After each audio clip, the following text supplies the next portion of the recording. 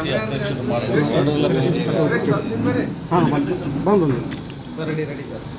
KPCC ಅಧ್ಯಕ್ಷ ಮಾಡುವಂಥದ್ದು ಹೈಕಮಾಂಡ್ಗೆ ಬಿಟ್ಟುವಂಥದ್ದು.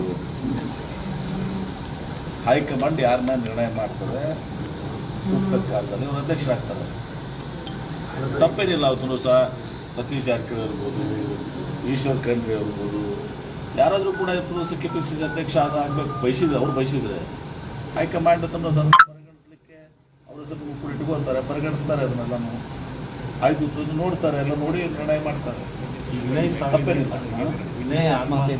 ಕಾಂಗ್ರೆಸ್ ಮಧ್ಯೆ ವಾಟ್ಸ್ ಮಾಡ್ತಾರೆ ನೋಡಿ. ಸುಮ್ಮನೆ ಅದು ಕೊರೋನಾ ಹಿಡಿದಾರೆ ಅವರು ಶಾಸಕರು. ನನಗೆ ಪರಿಚಯನೇ ಇಲ್ಲ, ನಾನು ನೋಡಿಯಲ್ಲ. ಸುಮ್ಮನೆ ರಾಜಕೀಯ ಮಾಡೋದು. ಹಿಂದೆ ಇದ್ರ ಕೇಸ್ 2-3 ಕೇಸಲ್ಲಿ ಹೀಗೆ ಮಾಡಿದ್ದಾರೆ. ಜಾರ್ಜ್ ಅವ್ರ ಮೇಲೆ, ಅದು ಯಾರು DYSP ಇದ್ರ ಮೇಲೆ ಸುಮ್ಮನೆ ಅವ್ರನ್ನ ಪರಿಪೋಷಣೆ ಮಾಡಿದ್ರು. ಇದು BJP ಅವ್ರದ್ದು ಯಾವಾಗಲೂ ನಡೆದ ಬಂದ ದಾರಿ ಇದು. ಹಲವಾರು ಸುಪ್ರೀಂ ನೋಡಿ, ಸುಪ್ರೀಂ ಕೋರ್ಟ್ ಮೊರೆ ಹೋಗೋದು ಬೇರೆ. ಆದರೆ ಒಂದು ನೀವು ವಿಜಯಪುರ ಜಿಲ್ಲೆಯವರು ವಿಶೇಷವಾಗಿ ಗಮನಿಸಬೇಕಾಗಿತ್ತು. ಅಮಿತ್ ಶಾ ಅವರು ಗೃಹ ಸಚಿವರು, ಎಲ್ಲ ಮಾಹಿತಿ ಇರ್ತದೆ ಅವ್ರಿಗೆ. ಬೇಕಾಗಿದ್ದು ಬೇಡಾಗಿದ್ದು ಎಲ್ಲ ಮಾಹಿತಿ ಇರ್ತದೆ. ಅವರು ಹೇಳ್ತಾರೆ ಹೊನ್ನವಾಡದಲ್ಲಿ 1500 ಎಕರೆ ರೈತರದು ವಕ್ಫ್ ತಗೋದು. ಹೊನ್ನವಾಡದಲ್ಲಿ ಕೃಷಿ ವಿಷಯ ನಿಮ್ಗೆ ಗೊತ್ತಿದೆ. ಮಾಲ್ಬಗ ಆಯ್ತು ಅಂತೇಳಿ ತಪ್ಪು ಇದು ಆಗಿದ್ದಂಥದ್ದು ಬ್ರಾಕೆಟ್ನಲ್ಲಿ. ತೇಜಸ್ವಿ ಸೂರ್ಯ ಹೇಳ್ತಾರೆ, ಮತ್ತು ಅಲ್ಲಿ 5 ಸ್ಟಾರ್ ಹೋಟ್ಲ್ ಕಟ್ತಾರೆ. ಹೊನ್ನವಾಡ 5 ಸ್ಟಾರ್ ಹೋಟ್ಲ್ ಆಗುತ್ತೆ. ಬಿಜಾಪುರನಾಗೆ 5 ಸ್ಟಾರ್ ಹೋಟ್ಲ್ ಇದೆ. ಆಮೇಲೆ ತೇಜಸ್ವಿ ಸೂರ್ಯ 10,000 ಎಕರೆ 15,000 ಎಕರೆ ವಿಜಯಪುರ ಜಿಲ್ಲೆಯಲ್ಲಿ ರೈತರ ಜಮೀನನ್ನು ವಕ್ಫ್ ಪಡ್ಕೊಂಡಿದ್ದಾರೆ ಅಂತ ಹೇಳ್ತಾರೆ. ವಾಸ್ತವ ಏನಂದರೆ ನಿಮಗೂ ಗೊತ್ತಿದೆ, ಸುಮಾರು 12,000 ಎಕರೆ ವಿಜಯಪುರ ಜಿಲ್ಲೆಯಲ್ಲಿ ವಕ್ಫ್ನವರು ಇಂಡೀಕರಣ ಮಾಡ್ಕೊಂಡು ರೊಟೇಷನ್ ಮಾಡ್ಕೊಳ್ಳೋದು, ಎಂಟ್ರಿ ಮಾಡ್ಕೊಳ್ಳೋದು ತಮ್ಮ ಇದರಲ್ಲಿ ಸುಮಾರು 10-12,000 ಕೋಟಿ ಲ್ಯಾಂಡ್ ಗ್ರ್ಯಾಂಟ್ನಲ್ಲಿ ಇದರಲ್ಲಿ ನಾವು ಹಂಚಿದ್ದೀವಿ. ನಿಮ್ಗೆ ಅದೆಲ್ಲವೂ ಬಿಚ್ಚಿ ಮುಂದಿಟ್ಟಿದ್ದೀವಿ.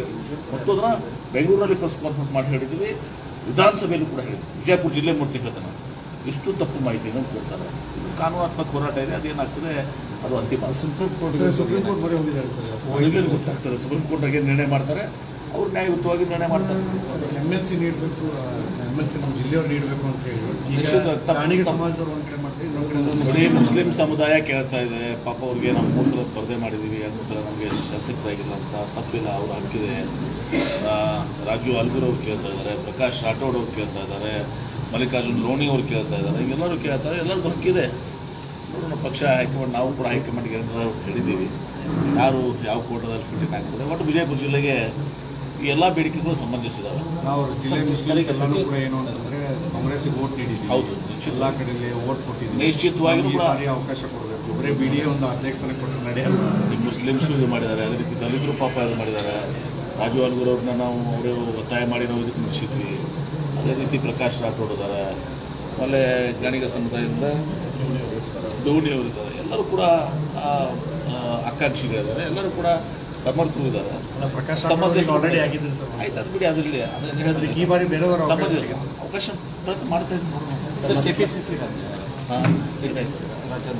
KPCC ಅಧ್ಯಕ್ಷರನ್ನ ಹೈಕಮಾಂಡ್ ನಿರ್ಧಾರ ಮಾಡ್ತಾರೆ ಸೂಕ್ತ ಸಮಯಕ್ಕೆ. ಸರ್, ಈಗ ಮತ್ತೆ ನಾಗೇಂದ್ರ ಸಚಿವರನ್ನು ಸೇರಿಸ್ಕೊಳ್ಬೇಕು. ಮತ್ತೆ ನಾಗೇಂದ್ರ ಅದೆಲ್ಲವೂ ಕೂಡ ಹೈಕಮಾಂಡಲ್ಲಿ ಇರ್ತದೆ ಸರ್.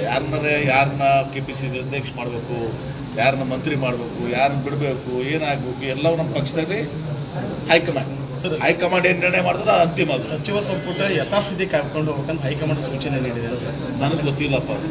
ನಮ್ಗಿಂತ ಜಾಸ್ತಿ ನಿಮಗೆ ಗೊತ್ತಿರ್ತದೆ. ಡೆಲ್ಲಿ ಹೋಗಿದ್ರೆ ಅದೆಲ್ಲ ಆಗಿದೆ, ಮತ್ತು ನನಗೆ ನಾನು ಅನಿಸಿಲ್ಲ ಅದೇನೋ. ಸರ್, ವಿಜಯಪುರ ಜಿಲ್ಲೆ ಅದ್ರ ಬಗ್ಗೆ ಬಹುಶಃ ಚರ್ಚೆನೇ ಆಗಿಲ್ಲ. ಬಹುಶಃ ಚರ್ಚೆ ಆಗಿದೆ, MLCಗಳ ಬಗ್ಗೆ ಸ್ವಲ್ಪ ಒಂದು ಚರ್ಚೆ ಆಗಿದೆ. ವಿಜಯಪುರ ಜಿಲ್ಲೆಯಲ್ಲಿ ಯತ್ನಾಳ್ ಅವರು ಉಚ್ಚಾಟನೆ ಖಂಡಿಸಿ ಸಮಾವೇಶ ಮಾಡ್ತೀವಿ. ನಮಗೇನು ಸಂಬಂಧ ಮುಂದಾಗಿದ್ದಾರೆ. ನಮಗೇನು ಸಂಬಂಧ? ಇದರಿಂದ ಎಲ್ಲಿ ಹೋಗಿ ಮತ್ತು BJPಗೆ ಇದರಿಂದ ಲಾಭ ಆಗುತ್ತೆ ಮತ್ತು ಕಾಂಗ್ರೆಸ್ ಯೂನಿಟ್ ಹಾಕ್ಲಿಕ್ಕೆ ಈ ರೀತಿಯ ಸಮಾವೇಶ ವಿಜಯಪುರದಲ್ಲಿ ಸಮಾವೇಶ ಯಾರ್ದು ಯತ್ನಾಳ್ ಉಚ್ಚಾಟನೆ ಒಳ್ಳೇದಲ್ಲ, ಜೋರಾಗಿದೆ ಸಮಾವೇಶ. ಯತ್ನಾಳ್ ಅವರು ಹೊಸ ಪಕ್ಷ ಕಟ್ಟಬೇಕು, ಅದು ನಮ್ಮ ಒಳ್ಳೇದು. ಹೊಸ ಪಕ್ಷ ಕಟ್ಟು 224 ಅಭ್ಯರ್ಥಿಗಳನ್ನ ರಾಜ್ಯಾದ್ಯಂತ ಅವ್ರು ನಿಲ್ಲಿಸಬೇಕು. ಕಟ್ಟಲಿ. ಹಿಂದೂ ಪಾರ್ಟಿ ನಮಗವ್ರಿಗೂ ಸಂಬಂಧ ಇಲ್ಲ. ಕಟ್ಲಿ ಅಂತ ಹೇಳ್ತೀವಿ. ಶುಭ ಹಾರೈಸ್ತೀವಿ. ಅವ್ರು ಹೊಸ ಪಕ್ಷ ಕಾಂಗ್ರೆಸ್ ಅವ್ರು ಬೇಗ ಹೊಸ ಪಕ್ಷವನ್ನ ಕಟ್ಲಿ, ಹಿಂದೂ ಪಕ್ಷವನ್ನು ಕಟ್ಲಿ, ಒಳ್ಳೇದಾಗಲಿ. ಎಲ್ಲ 224 ಸ್ಟೇಟ್ ಸ್ಪರ್ಧೆ ಮಾಡಿ ಅಧಿಕಾರಕ್ಕೆ ಬರಲಿ ಪಕ್ಷ.